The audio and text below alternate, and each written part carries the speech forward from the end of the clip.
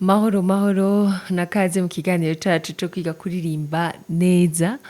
Uyu munsi turaza kurabira hamwe mbega umuntu yojera gute, yo managinga gute umwuka wiwe iyo ariko araririmba. Hari kenshi novuga nti ibintu bibiri bituma nk'umuntu kubera iyo mvo yuko utaba afise uko kumanaginga neza souffle yiwe ugasanga navuga gute ugasanga ntashika neza ku nota kubera uko kuntu kutamanaginga neza souffle yiwe. Hari ibintu rero bibiri bituma umuntu adashika ku nota maze kubona. Icambere umuntu ashobora kuba afise ugutwi atumva neza. Ugasanga uwo muntu kenshi iyo wamutereye dès le début uzubona vyanse ari atereye mu yindi gamme. Ntaba yumvise neza yaho bamuhereje iyo ki yiwe yo game yiwe. Ikindi naco ca kabiri ariko ivyo ntibikunze kuba fréquent cane, biba gakeya navyo nyene umuntu ashobora kubikorera ko agakoresha ugutwi kwiwe ku buryo ashobora kumva game. Ikindi naco ca kabiri ni souffle. Souffle nababwiye yuko ijwi ni souffle. Ijwi ni mpwemu, ntidushobora no kuvuga ibi bisanzwe iyo udafashe souffle hagize ngo ushobore kuvuga. Donc nijwi. No kuvuga rero ikiba cyambere kiba gikenewe ku muntu w'umuririmbyi nukumenya mbe ndawujera gute kuko abaririmbyi twe dukoresha novuga souffle nini ya cane canke kurandira kunini canke ufashe souffle ukayigumiza mu nda cane iyo uri kuraririmba. Donc ni ikintu cambere c'ingenzi rero. No kuvuga iki hari gihe nk'umuntu baba bamutereye kuri ico kintu ca kabiri nashaka kubabwira. Cambere nababwiye umuntu afise ikibazo cyo kumva. Icya kabiri naco hari gihe umuntu iyo umutereye akumva neza game akayikurikira akaririmba ariko yashika hagati mu ndirimbo agatakara. Rero yatakaye si kibazo c'ugutwi kwiwe, ni kibazo ca souffle yiwe kuko aba yamaze kuruha ntabagishobora gushika kuri ya manota neza ngo yaririmbe neza. Iyo umuntu arushe agenda amanuka novuga nti game. Nuko rero none umuntu yobikorera ko gute nahe exercice yofasha umuntu kugira ngo agumye iyo souffle yiwe ntihinduke navuga nti nyene ikomere avyigireho. Hari gihe kandi muri ivyo bibiri nababwiye hari ico nibagiye kubabwira yuko bishobora gushika umuntu akaba afise ivyo bintu byose ugutwi akaba afise niyo souffle ariko yatangura kuririmba ukumva ijambo rya mbere ukumva souffle yose iragiye. Ukabona n'umuntu agenda hezagirika canke acagagura mu ndirimbo hagati bikamunanira novuga nti kurandira ariko araririmba kubera ico kibazo ca souffle. Umuntu rero yobigenza gute?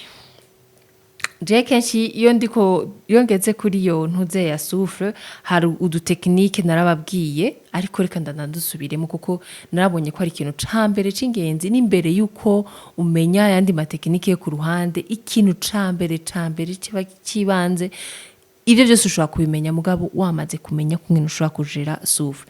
Vibrato nushobora kuyikora udafise souffle hagije.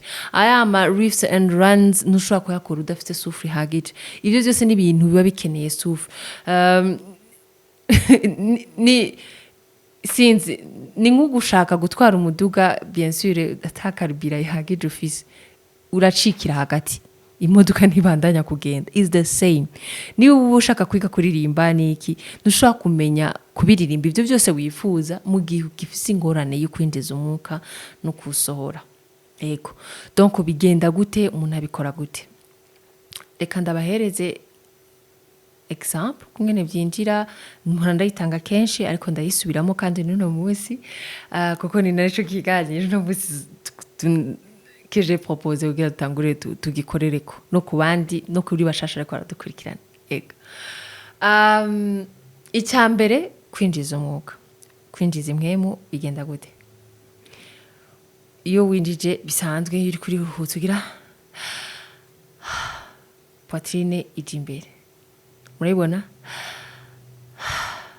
Poitrine igiye imbere bisanzwe. Ikindi ca kabiri urinjije cette fois-ci urawufata.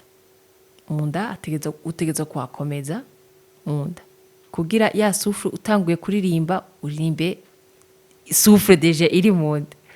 Icya kabiri iyo uri kuririnjiza izo mpwemu urumva yuko mu muhogo hakanye. Ikindi naco hano murabe neza ninjije hinjira indani hatinjira indani uri gukora amakosa. Okay, ikindi naco urumva ko izo mpwemu uri kurinjiza zikanye. Ikindi naco cerekana yuko uri kurinjiza neza souffle hano aya makote aragenda aduga yongera amanuka. Urabibona hano uhakoze urumva ko hagenda haduga hamanuka. Ikindi naco novuga nti haba hasigaye iyo uzinjije rero gute zigumayo.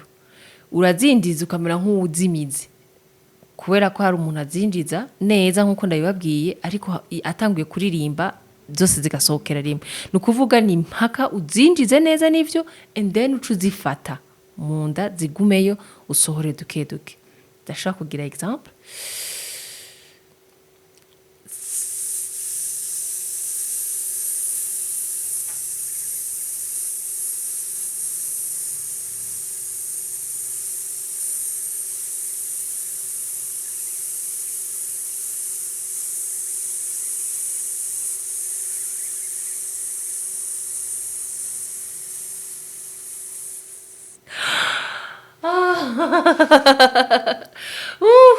Naripfuye.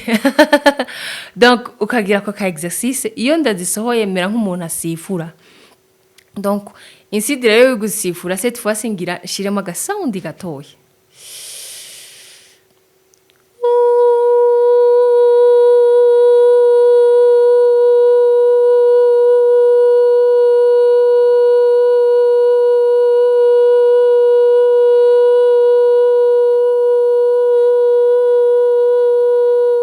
De suite nyene ukabandanya tir uwo mwuka izo mpemu zose ziri muri wewe wazisohoye zose. Ego iyo ni exercice imwe muri nyinshi. Iyindi ishobora kugufasha kujera souffle yawe ushobora kugira ama lip twirl like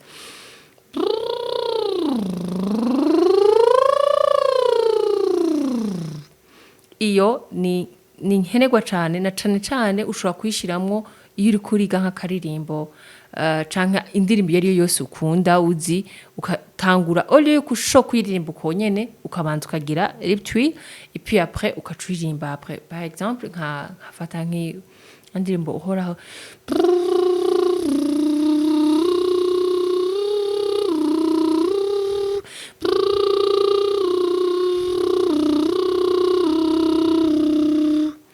then ukaririmba yose kuko ibi yiri kurabikora ufonisa effort nini cyane hano munda. Ikindi naco iminwa kugira ijugumire uba wakoresheje souffle nini nyinshi cyane ku buryo utangiye kuririmba uba wumva ko ari ibintu byoroshe cyane. Iyindi exercice novuga yo bafasha ushobora gufata nk'akaririmbo ntukurikize tempo canke ntukurikize ukuririmba mugabo ukiyaranja ukaririmba nk'iyo ntuzeya ukayiheza.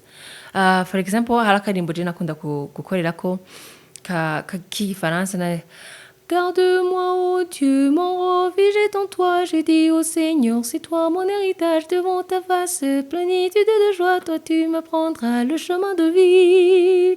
Oh mon Père, mon berger, mon rocher, mon bouclier.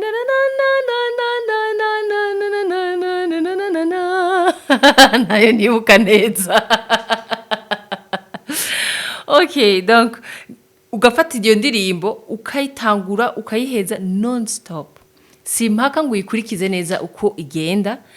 Par exemple iyo ndirimbo ni Garde-moi, ô Dieu, mon refuge est en toi, j'ai dit au Seigneur, c'est toi mon héritage devant ta face, plénitude de joie, toi tu m'apprendras le chemin de vie. Umva ko ari karekare.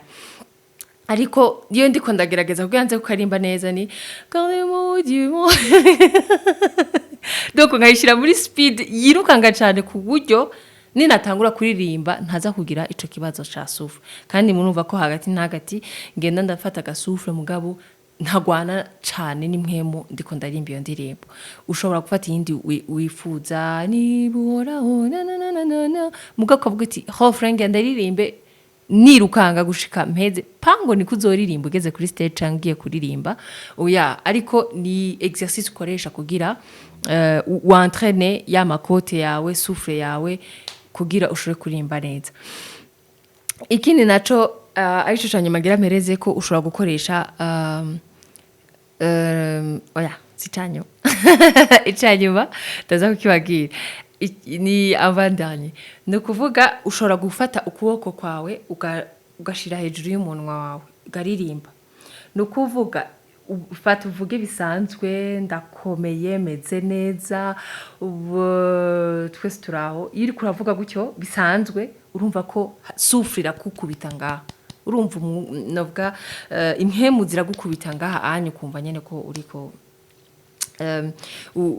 nyene urumva sensation ya souffle nyene hano ku kuboko ariko ukiyaranja ukavuga cette fois ukaririmba cyangwa ukavuga ku buryo iyo sensation utayumva ngaha ku kuboko abo ngaha muraho tumeze neza hariya bameze neza yego urakumva ariko ni gakeya sico kimanuka abo ngaha muraho mumeze neza bo ndiko ndabibabwira umengo nivyumvikana ariko gerageza ubikore wewe uraza kuvyumva mieux que moi je ndavyumva ariko rero ya exercice yanyuma imwitabesha namwe mushobora kubibona mukajija ni ibuji okay reka tugerageze rero gukoresha buji Talam katugerageze gukoresha ibuji no kuvuga uraririmba cyangwa ukavuga kitaske akakabeya kanje hano katagenda bon vous allez me juger sinzi ko ndabishobora okay ya mbere muri ko muraraba ndiko ndavuga bisanzwe amahoro baho ngaho mumeze neza nanje n'amahoro kagira katime ruba kujera umwuka wanje biragoye souffle yanje kabisa n'ikibazo okay mahoro abo ngaho mwese muraho karagiye donc murabibona iyo ndiko ndavuga ntago controla souffle yanje okay reka rero gerageze cette fois-ci ku controla iyo ndiko ndaririmba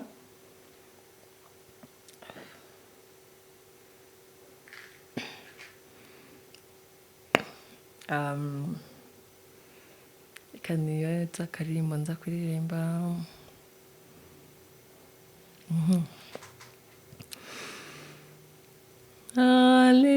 Alléluia, Alléluia,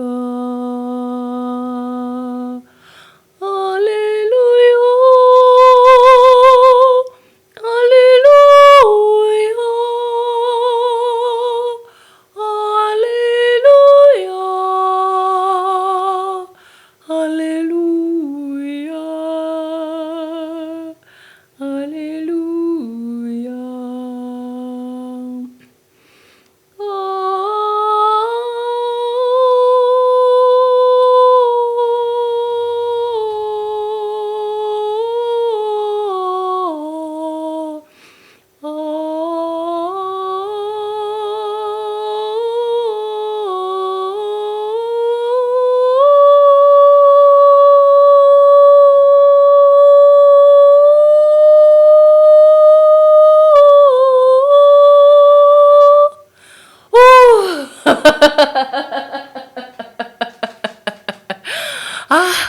Nenzi ko kazima ndiko ndaririmba sinzi ko mwariko murabibona igihe natangura kuririmba mwabibonye yuko hari ahantu kagerageza kugigimiza kakagira gutya nukuvuga ibuji iranyereka aho ndiko ndarungika impemu nyinshi n'igihe ntaba ndiko ndazirungika ari nyinshi kakaguma gahagaze mwabonye iyo ntangwe kuririmba amanota hejuru hehe ko kagumye gahagaze nikageze kagira gutya okay reka ngerageza kuririmba kandi kanyuma hari baca duheza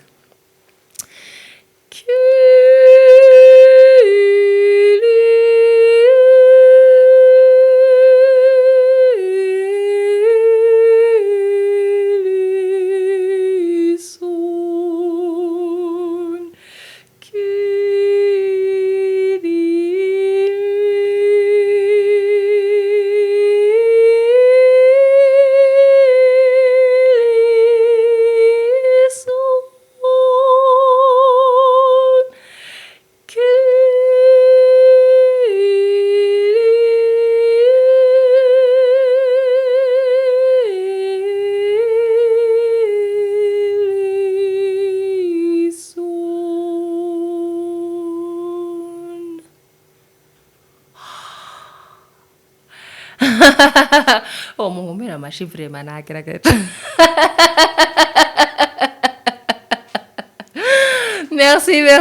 Merci beaucoup. Murakoze kunkomera amashi. Naho nariko ndayumva.